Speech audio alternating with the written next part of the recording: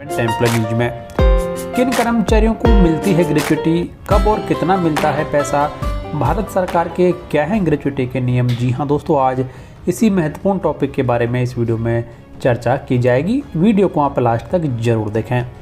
Gratuity एक कर्मचारी का एक आय का महत्वपूर्ण हिस्सा होता है, लेकिन ज़्यादातर कर्मचारियों द्वारा इसे नज़रअंदाज कर दिया जाता है और ख़ासतौर से प्राइवेट सेक्टर में यह ज़्यादा होता है। हालांकि सरकारी क्षेत्र में काम करने वाले कर्मचारियों को ग्रेच्युटी का फ़ायदा मिल ही जाता है, लेकिन प्राइवेट सेक्टर में इसे नज़रअंदाज करने का सबसे बड़ा कारण यह है कि लोग लंबे समय तक एक कंपनी में जॉब नहीं करते हैं। इसके अलावा दूसरा सबसे बड़ा कारण यहाँ पर नौकरी की अनिश्चितता भी है। प्राइवेट सेक्टर कई लोगों को तो यह भी पता नहीं है कि ग्रेच्युटी जैसा भी कुछ होता है।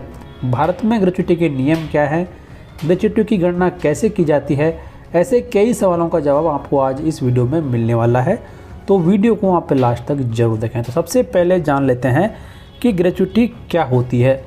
ग्रेच्युटी एक कर्मचारी को कंपनी द्वारा या तो रिटायरमेंट के समय पर या फिर वह जब नौकरी छोड़ रहा है तो पैसे का भुगतान किया जाता है।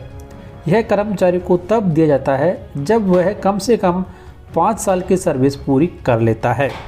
प्राइवेट सेक्टर या फिर पब्लिक सेक्टर के एम्प्लॉयर द्वारा जिसके पास 10 या उससे अधिक कर्मचारी हैं, उन सभी में कर्मचारियों को ग्रेच्युटी का भुगतान करना अनिवार्य है। उसके बाद में ग्रेच्युटी नियम क्या हैं। कर्मचारी जिन्होंने अपने एम्प्लॉयर यानी कि नियोक्ता या काम देने वाली कंपनी के साथ लगातार 5 साल की सर्विस पूरी कर ली है, वो ग्रेच्युटी पाने के हकदार हैं। यह उन्हें रिटायरमेंट, इस्तीफा, सेवानिवृत्ति, विकलांगता या मृत्यु के कारण सर्विस खत्म होने पर भुगतान किया जाता है।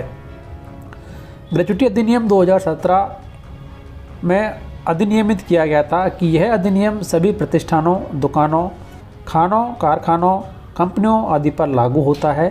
यह केंद्र और राज्य सरकारों में सिविल पदों पर तैनात ट्रेनी और अन्य व्यक्तियों पर लागू नहीं होता है। उन पर कुछ अन्य नियम लागू होते हैं। अब जान लीजिए कि ग्रेच्युटी का भुगतान कैसे होता है और कैसे इसकी गणना की जाती है। तो यहाँ पर एक व्यक्ति के द्वारा ये बताया गया कि अगर व्यक्ति ग्राउंड पर काम कर रहा है तो उसे 1 साल में 190 दिनों तक काम करना होगा, जिसे 1 साल माना जाता है। यदि कर्मचारी ज़मीन से ऊपर काम करता है तो उसके 1 साल में 240 कार्य दिवसों को 1 वर्ष के रूप में माना जाता है। यदि कर्मचारी ने 1 वर्ष में इतने दिन काम नहीं किया है तो उसे ग्रेच्युटी भुगतान कैलकुलेशन के लिए अनदेखा कर दिया जाता है। फिर बात आती है कि ग्रेच्युटी के लिए टाइम पीरियड कितना होता है। तो यदि किसी कर्मचारी ने 4 साल और 10 महीने काम किया है तो अवधि 5 साल मानी जाती है और ऐसे लोग कर्मचारी या फिर जो व्यक्ति है वो ग्रेच्युटी के लिए पात्र होंगे। वहीं दूसरी ओर यदि कर्मचारी ने 4 साल और 5 महीने तक काम किया है तो उसे 5 साल से कम माना जाएगा और ऐसे कर्मचारी को ग्रेच्युटी का भुगतान नहीं किया जाएगा। यदि किसी कर्मचारी की मृत्यु हो जाती है तो उसे कंपनी के साथ काम करने वाले वर्षों की संख्या के लिए ग्रेच्युटी का भुगतान किया जाता है, भले ही कंपनी के साथ उसका कार्यकाल कुछ भी हो। यदि कर्मचारी किसी दुर्घटना या बीमारी के कारण विकलांग हो जाता है तो उसे कंपनी के साथ काम करने वाले वर्षों की संख्या के लिए एक राशि का भुगतान किया जाता है, भले ही कंपनी के साथ उसका कार्यकाल कुछ भी रहा हो। यानी कि 5 साल से कम समय यदि कर्मचारी ने काम किया है तो उसे पैसा यहाँ पर दिया जाता है, ग्रेच्युटी का भुगतान नहीं किया जाता है। फिर बात आती है कि किन लोगों को या कर्मचारियों को नहीं मिलती है ग्रेच्युटी।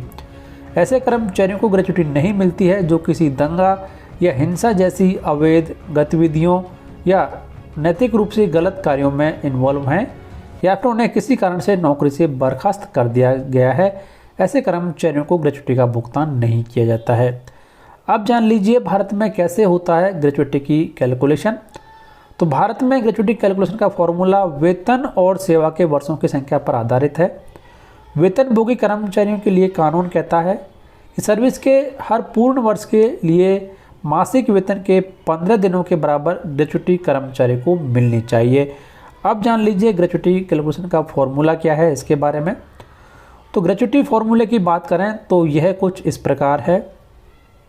वेतन इसको गुणा किया जाता है कार्यकाल से, फिर उसको गुणा किया जाता है 15 से, फिर इन सभी के बाद में जो राशि आती है उसे डिवाइड कर दिया जाता है 26 से। तो इस तरीके से कर्मचारी की ग्रेच्युटी यहाँ पर कैलकुलेट कर ली जाती है। यहाँ वेतन का मूल मतलब मूल वेतन प्लस महंगाई भत्ता और अन्य कोई कमीशन यदि मिलता है तो उसका है। और कार्यकाल का मतलब सर्विस के वर्षों की संख्या है। 15 का मतलब है कि वो दिन जिसके लिए प्रति माह वेतन माना जाता है। और 26 का मतलब है कि एक महीने में कार्य दिवसों की संख्या, चाहे आपके 5 दिन का कार्य सप्ताह हो या फिर 6 दिन का कार्य सप्ताह। ग्रेच्युटी कैलकुलेशन के लिए एक महीने में जो कार्य दिवसों की संख्या है वो 26 मानी जाती है। तो इस तरीके से अब यहाँ पर जो ग्रेच्युटी है उसकी की कैलकुलेशन यहाँ पर की जाती है।